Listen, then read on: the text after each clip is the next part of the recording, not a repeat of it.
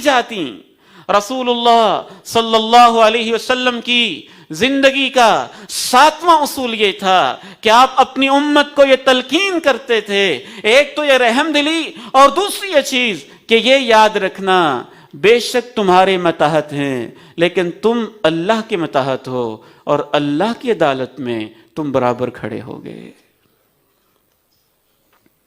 माँ जी आयशा रजी अल्लाह ताला अन्हा जामे तिर्मिज़ी में बयान करती हैं कि एक आदमी रसूलुल्लाह सल्लल्लाहु अलैहि वसल्लम की खिदमत में हाजिर हुआ और आपके सामने बैठ गया।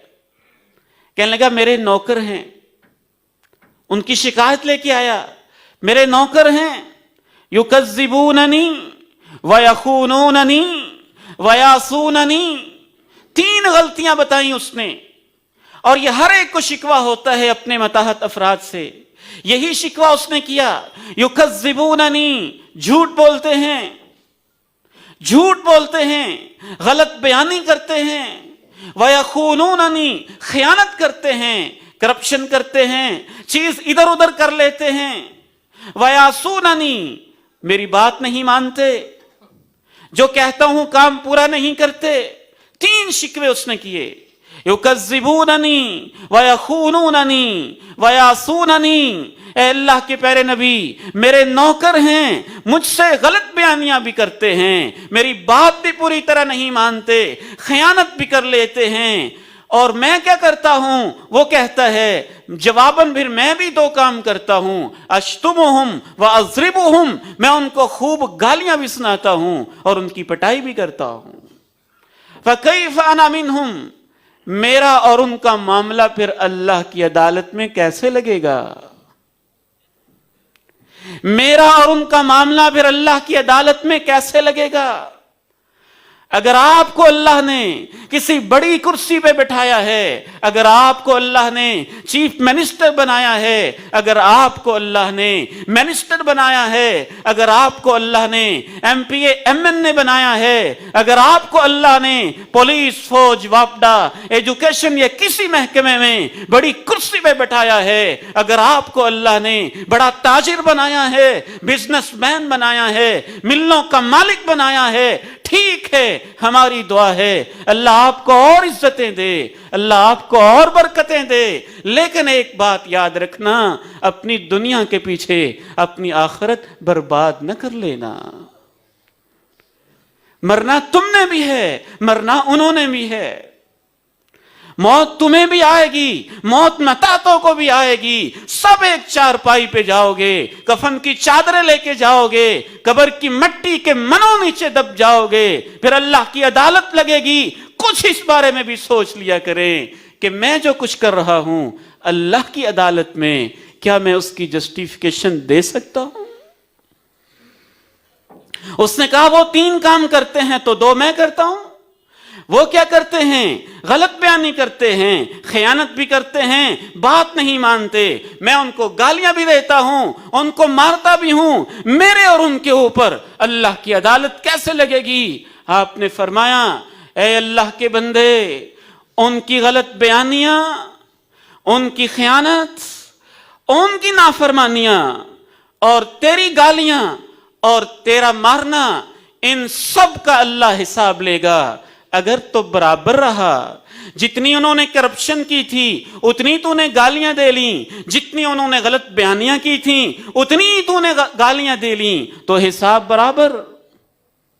और अगर उनकी खयानत ज्यादा हुई और तेरी गालियां, तेरा मारना कम हुआ, तो उनको उनके ऊपर जिम्मेदारी आयद होगी।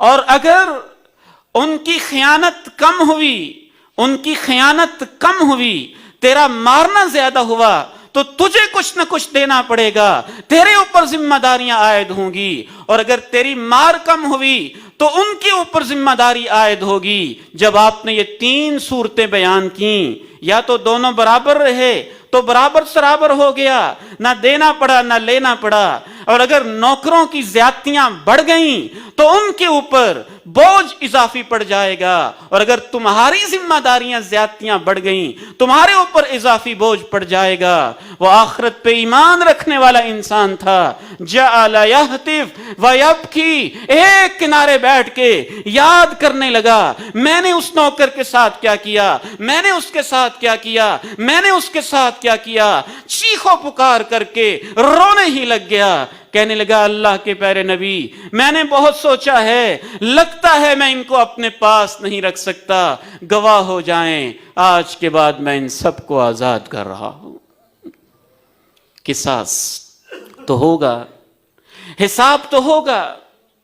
یہاں پر میں اپنے ان بھائیوں سے بھی عرض کرنا چاہوں گا جو کسی کی ماتحتی میں کام کر رہے ہوتے ہیں، اس کے ساتھ وفاداری، اس کے ساتھ وعدوں کی پاسداری، اپنی ذمہ داریوں کو سمجھنا، اس کے مال کو اپنا مال سمجھنا، اس کے کام کو اپنا کام سمجھنا، یہ ہر بندہ مومن کی ذمہ داری ہوتی ہے۔ اللہ کے پیارے نبی علیہ السلام اپنے ماتحت افراد کی بھی یہ تربیت فرماتے تھے، اور آپ نے ارشاد فرمایا من استعملناہ علی عمل، جس کو ہم نے کوئی ذمہ داری دی فَكَتَمَ أَنَّا مِخْيَةً فَمَا فَوْقَهُ، اس نے ہماری ذمہ داری میں سے ایک سوئی بھی چھپا لی تو قیامت کے دن یہ سوئی بھی اس کو واپس کرنی پڑے گی،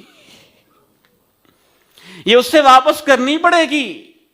ایک دھاگا بھی نہ چھپائیں، اپنے مالک کا ایک دھاگا بھی نہ چھپائیں۔ آپ نے فرمایا ایک سوئی بھی جس نے چھپا لی، ایک سوئی بھی چھپائی تو اسے دینی پڑے گی۔ ایک اور حدیث میں غزوہ خیبر ہے، صحابہ کرام دیکھ رہے ہیں کون کون شہید ہوئے، فلان شہید، فلان شہید، فلاں بھی شہید، فلاں بھی شہید، فلاں بھی شہید، مروا علی رجل، ایک آدمی کے پاس سے گزرے، کہنے لگے یہ بھی شہید ہے۔ آپ نے فرمایا نہیں نہیں، اس کو شہید نہ کہو، تم اسے شہید کہہ رہے ہو، میں نبوت کی آنکھوں سے دیکھ رہا ہوں، ایک چادر جو اس نے چرائی تھی وہ اس کے اوپر جہنم کی آگ بن کے اس کو سزا دے رہی ہے۔ اس نے تو اپنی جان اللہ کی راہ میں دے دی، اس سے بڑی چیز کیا ہو سکتی ہے؟ اور میرے وہ بھائی جو کسی کی ماتحتی میں کام کر رہے ہیں، نماز کی بھی وہ چھٹیاں کریں، ادھر ادھر کی بھی غلطیاں کریں، پھر اپنے مالکوں کی چیزیں بھی ادھر ادھر کریں، خیانت بھی کریں، ان کو بھی یاد رکھنا ہوگا اللہ کی عدالت تو قائم ہوگی نا۔